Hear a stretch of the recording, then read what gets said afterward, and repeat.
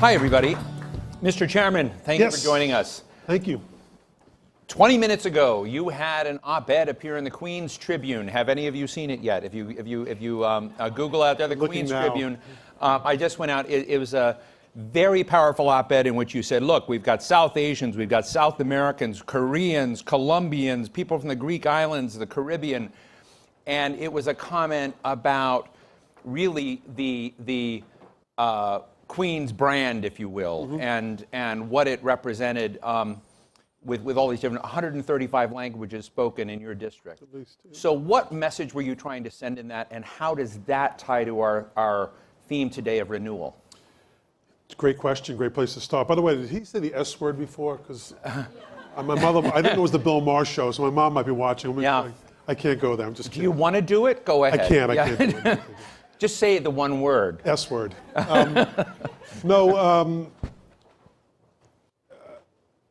Being an immigrant, I have a T-shirt that I wear often. It says, I'm an immigrant. And my children all have one as well. We got it last year at the Democratic Convention. And my kids wear it proudly because they kind of know where I come from. My wife was born and raised in Montana. She's always identified herself as an American. And not really recognizing her own ethnic background type of thing.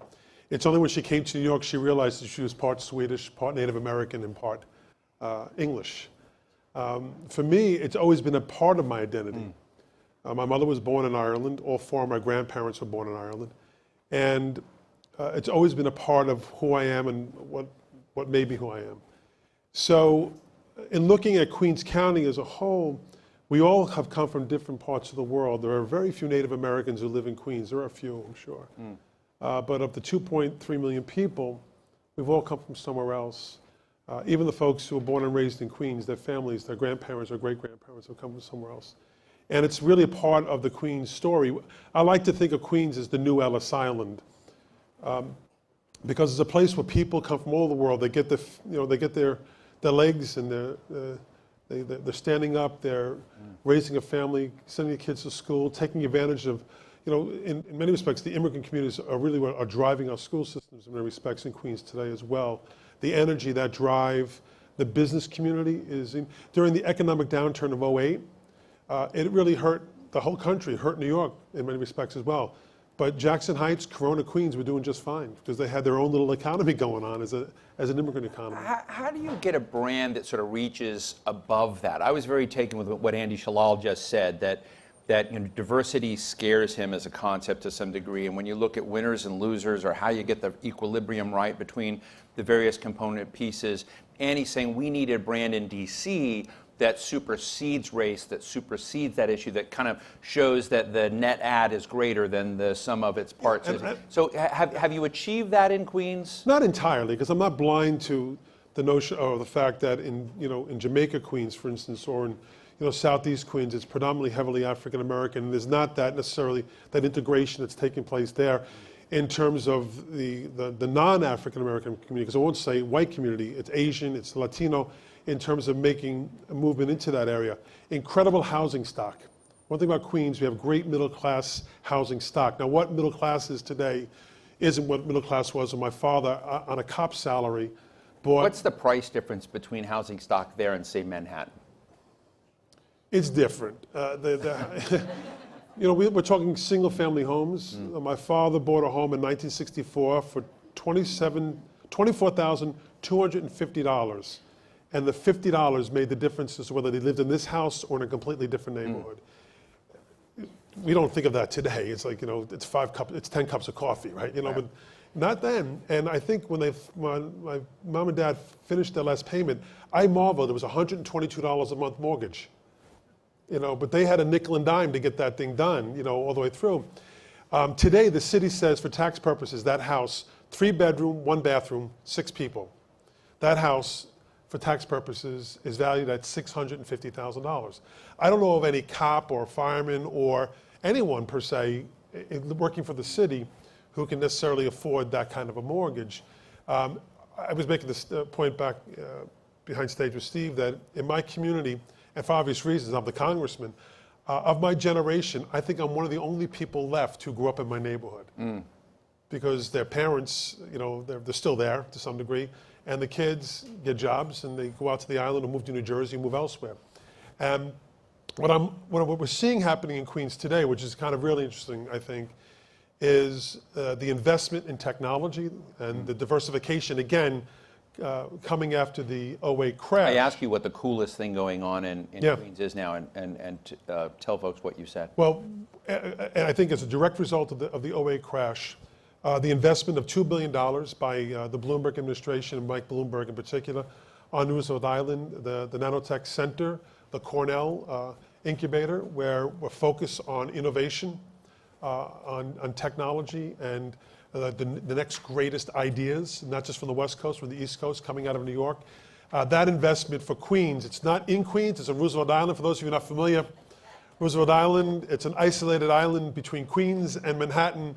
The only way to get there is by subway, tram, or by a bridge that connects Queens to Roosevelt Island. The real estate values in Queens, here's the nuance. $90 a square foot in Manhattan, $30 a square foot in Queens for now. The incubators that will be created, we believe, will happen in Queens.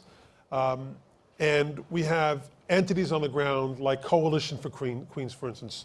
It's called C for Q, run by an immigrant himself, Harvard trained, but is teaching grammar school kids how to code. Kids of all ethnic, racial, and economic backgrounds are learning how to do this. And it's happening in Queens, preparing, I think, Queens and the city for what we really need to do. We were so reliant upon the financial services sector, which to fairly well we still are. And Bloomberg and others, including myself, recognized we need to diversify. When that '08 crash hit, it hurt the whole country. But when everybody else got a cold, we got pneumonia because when those bonuses weren't given out, when people lost their jobs, it affects those rich people, but it also affects the poor people because the first place that gets a service cuts are the poor neighborhoods. So really having that diversification and job opportunity was there. And we're looking conservatively at about 50,000 jobs that are going to be created from this. And we've heard expectations that can lead to 3 times that. So that's good for Queens, it's good for New York, it's good for Bronx, it's good for everyone. Do you look at Brooklyn as friend or foe? It's a great question. We're a little jealous of Brooklyn, right, all the time. We're like, when people say Queens is the new Brooklyn, I'm like, oh man, we've been in Queens for a long time, And I think the Bronx has that similar identity problem, And there are a lot of great things going on in Brooklyn. The mayor is originally from Brooklyn. It's no wonder that I think the Innovation Lab, the first one being established, is in Brownsville, and it's wonderful, it's great, a great investment of community, of technology, of investment, corporate investment is going on there, in a region or an area of Brooklyn that, I had 2 cousins who were firefighters. One who was killed on 9/11. He used to work in Brownsville, and it was a really tough neighborhood, but we've seen the transformation that's taken place. And the real key, though, I think, to this transformation is not necessarily to make the neighborhood a better neighborhood so others can come in and take advantage of it, because we see that happening in Brooklyn. We don't necessarily want that to happen in Queens.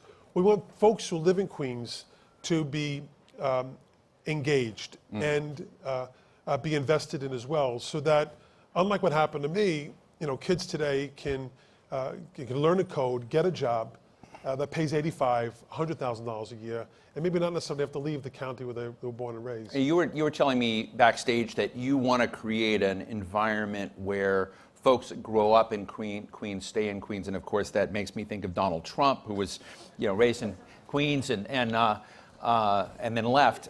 So where were you going with that? I like to say Donald Trump and I both grew up in Queens, but I grew up on the other side of the tracks, in this case, the other side of the LIE. I really, from what I know of Donald Trump, I really had very little in common with him, I think. We grew up slightly generationally apart. He grew up during the 60s and 70s, and I was really a 70s, 80s, and 90s and 2000s and on. But seriously, you want to get some stickiness. You want people to kind of continue to be there to see it, and I suspect that you are saying that because you feel it's not happening. Well, it didn't happen for my generation. Right. And I think that's a lot of reasons. Housing stock what you could afford, what you would get for affording that. You know, buying a house for $500,000 in Queens and what you get compared to what you possibly could get in Nassau or further out, or in Putnam, in Orange County, where you might get a nice piece of grass with a lawnmower. Public schools where you may feel they're up to par. You know, where I grew up, it was a very insulated community, I felt. The diversity was either you were Irish, German, Italian, or Polish. It was kind of like that was it, you know. And we all went to Catholic school, grammar school, and but that changed. My school is no longer in existence, and that's not just unique to my neighborhood. It's other parts of the city, generally speaking. So all kids are accessing the public school system now, and I think it's for the better. I think our schools, many of the schools in my district are doing incredibly. Some are struggling, but are doing quite well, really well. And I think in many respects it is that diversity, and especially amongst the immigrant population, the emphasis on education. This is gonna, I don't know if you know this or not, but the plurality of students in the Bronx High School of Science are from Queens. You know, that emphasis again on education, you know, getting our feet on the ground. And we've seen this in waves. So for instance, Corona, Queens, about 30 years ago, Corona Jackson Heights was known for the Colombian community. It was Little Colombia. About 15 years ago, it was Little Dominican Republic. Today, it's Ecuadorian. And we see this kind of, this transition happen. Folks get their feet on the ground and they move elsewhere. They move to the island, they move, and that's why I say we're like the Ellis Island. We're getting people, you know, acclimated to American society, how to be American, so to speak, and they go off and do really well. You're chairman of the Democratic Caucus, which means you've got, you know, your feelers out. You understand where your colleagues that are representing communities all over the United States, more and more of them in cities, fewer of them. If you were to go to, say, a red state like Oklahoma and transform yourself into a Republican legislator that was trying to revitalize Tulsa, where would your worlds overlap, where you would see the world similarly? So, well, I actually think growing up in Woodside, Queens, had more akin with growing up in Akron, Ohio, than it did with the east or west side of Manhattan, although I'd gone to high school in Manhattan. But it really was a different world, and only 7 or 8 miles away, but completely just different worlds.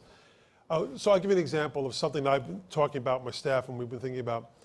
We have deserts in Queens. We have information technology deserts, and they're primarily in the poorer communities, in public housing, but generally speaking, in the immigrant populations as well. In Corona, heavily, very dense areas of population, but there is a lack of there's not equal access to that information highway. So kids, they have internet access and device at school or at the library. And we have a wonderful, incredibly advanced library system in Queens County.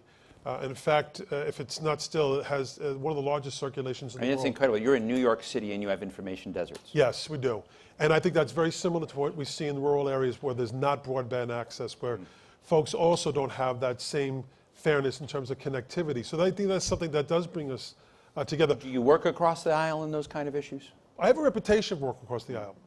It's become a bit more difficult, quite frankly, in the past few years. A few minutes ago, Paul Ryan basically said that he wasn't really looking to work across the aisle as much as do you have any thoughts on responding to Paul Ryan? Paul and I were elected together. I'm very friendly with Paul. I think what Paul was talking about, I'm going to be generous and say that he was sending a message to his own caucus. You know, don't make us work with Democrats, or don't, you know, the inability for the Republican caucus and the president to get their health care bill passed last week was pretty remarkable, and I think fairly devastating to them personally. What you saw from us was not exuberance. We weren't like, oh yeah, they failed, you know. We were relieved. It's like, you know, for us, the constant question is, well, what would you do, you know, if you were them? Well, we like the law that's in place, that we help put in place. We want to nurture it. We want to improve it. We don't want to dismantle it and throw it out and, you know, start anew. And I think what they realized after they made their announcement, that is the law of the land, they forgot the other piece they want to do is tax reform. In order to change, this is getting too much in the weeds and they're going to yell at me, but to change the baseline, it really was a tax bill they were working on. and to create an atmosphere that it can create a pocket of $1 trillion that they can put towards tax overhaul overall. Combining that with what they're talking about, an excise tax. So they really can't, they forgot they couldn't get the taxes until they did healthcare first to create that pool of money, taking the money away from Medicaid, taking the money away from the risk corridors and all those other things that make the bill work. That's what they were attempting to do. So I'm going to be generous and say he was just trying to coax them to work, and maybe the Freedom Caucus and the moderates to get together and come up with a solution so they can pass something this week or next week. And by the way, before I got here, I read that those talks broke down between the Freedom Caucus and the so-called moderates. So we've got a couple minutes for questions, but just before we go, if you were able, I mean, you're a legislator, and you've got folks and stakeholders. We just had the Renewal rewards up here. These incredibly moving stories of various people who've taken on problems. But if you were to say there's one thing that you think out there, if you push that needle, you achieve a greater rate, a greater spark of renewal than something else. What would that be? So something that has worked in the public-private partnership, I have just outside of my district, literally by block, LaGuardia Community College. And they were one of the entities or two-year colleges around the country where Goldman Sachs made an investment in 10,000 businesses. And I got to see what effect that had. And this is across the board. Immigrants were using arepas. Who knows what arepas are? Arepas, right? So the arepas you probably buy are probably made in my district in Maspeth, Queens, by a Colombian family. Sorry? You know what I'm talking about. Took advantage of that program. And now they went from ovens in their home to like a factory in Queens, and they're pumping these puppies out in a big way. What I would love to see is that done at even lower level.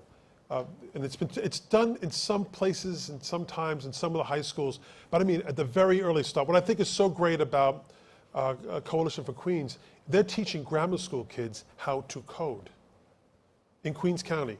Wow. They're not doing that in Arlington Public Schools that I know of, or in schools in Maryland that I'm aware of. I know it's happening in Queens County. And it's regardless of race, ethnicity, religion, whatever you are, everyone's taking advantage. The majority of the young people doing that today are African American or Latino women. It's just remarkable. Immigrant, like 70% are like immigrants. It's just remarkable. That's the kind of thing I think, getting kids early, excited about that, because that investment early on pays off later. We're talking about a $20,000 a year job to an $85,000, $90,000, $100,000 a year job. So you heard it here, coding in first grade. Yeah. Coding in first grade. Let me open up the questions real quick. We've got right here, jumping out of her seat. Yes. Tell us who you are. Hi, I'm Janet Liebert. I'm just a regular person. Earlier... Very nice to me. We've been looking for a regular person all day. Thanks.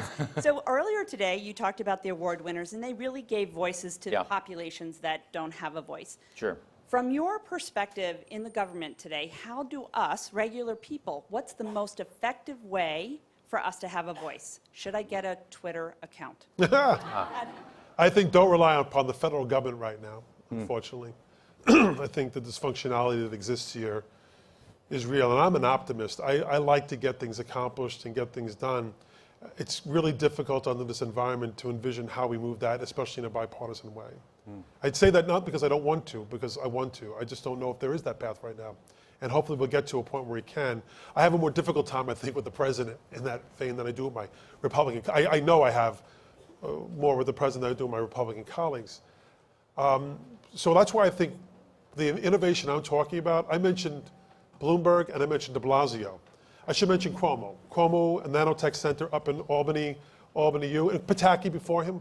They were making those investments looking that this is the next place we need to go. Even Mario Cuomo was making those types of investments early on. So New York has gotten that, I think, and laid a bit of a foundation. Don't rely on the Fed. It's got to have organic locally. I mentioned, C for Q.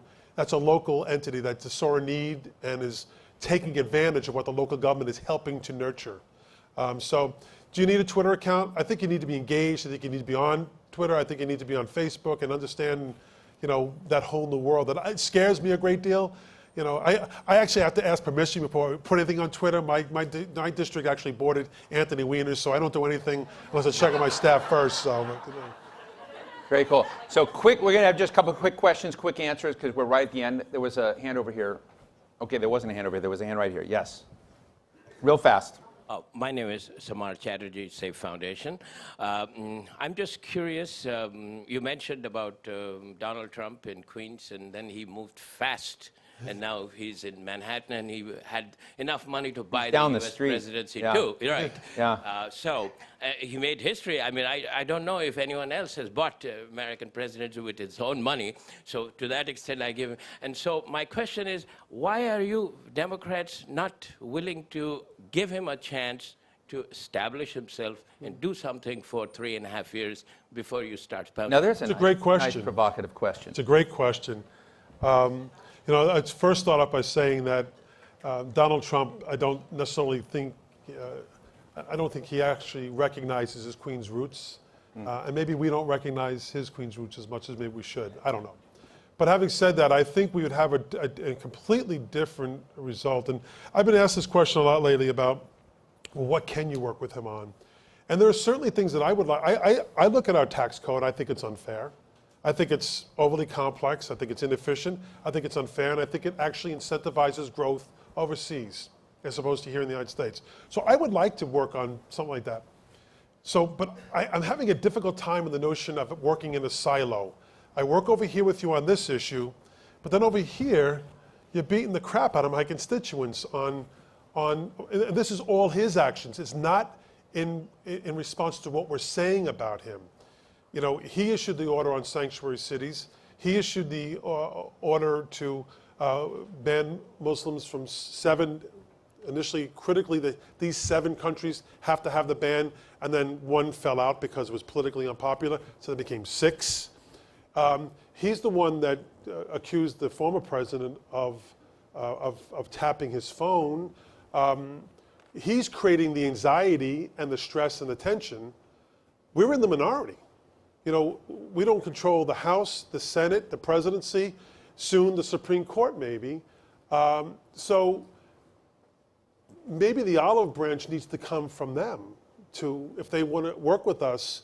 How do I work in the silos? And I'm struggling with this. I talked to my staff about it. I don't hate anyone, but I'm really deeply disturbed by some of the actions that the president's taking over here, yet he wants to work with me on tax reform, healthcare, and infrastructure. And then what do I say to my constituents back home? You know, so he's got to calm down. I'm not going to say, I said something like that I won't say again. He has to act more presidential. That's all I can say. Mr. Chairman, just as we close, and I know Bob Cohn is going to come with us, what's interesting about this last election is it wasn't just an election for president or Congress, but your party has 1,000 fewer seats nationally, legislatively, than it did throughout the nation at very local levels than it did when President Obama came into office. So what's going wrong there? What is your party failing on in connecting with real people as they see their futures? That equation's not right. Well, one thing we didn't have was a Koch brother-like entity that invested $100 million in reapportionment back in 2010. And that's tough to combat, and that meant also focusing on local races from school board to state assembly to city council to state senate, et cetera, and governor's races.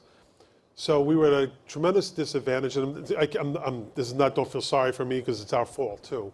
But we lost a lot of races, and it affected reapportionment in many states. You look at a state like Pennsylvania, where Bob Casey was running a number of years ago in 2012. The president won, he won, and in 2012, I think it's 17-5. Is that right? I'm gonna get that, or is 12 to 5? 12 Republicans, 5 Democrats come from the state of Pennsylvania, the House of Representatives. How'd that happen? We won the presidency, won the governor's race, and we won the Senate race. But that doesn't equate. It's all about reapportionment. The state legislature did that. Texas is very similar. We had an opportunity in New York. I don't think we failed in that attempt. We controlled both the House and the Senate at some point, and had the governorship, and it didn't really come together. So I think that's one aspect of it. I think in terms of the election itself, there was a failure to communicate, obviously. The folks who we thought we were speaking on behalf of and speaking to, Right. they were like way overhead, just didn't connect. And he did. Now, I would argue to the point that he said one thing and does another, talked about the little guy, you lost your job, I'll make America Right. great again. And then what he's put in charge is Goldman Sachs. And some of those folks are the people I'm closest to in the administration. I know Gary Cohen, I like him, he's a good guy. But the whole administration is Goldman Sachs or generals. Not necessarily talking to the folks from Ohio and Michigan and Pennsylvania that he won and we lost. But we, as a party, need to communicate better and find communicators who connect with those folks. We will end on that note. So please give a round of applause to House Democratic Caucus Leader Joe Crowley. Thank you all. Mr. Chairman, thank Thanks, you Steve. so much. Thank you. Thank you.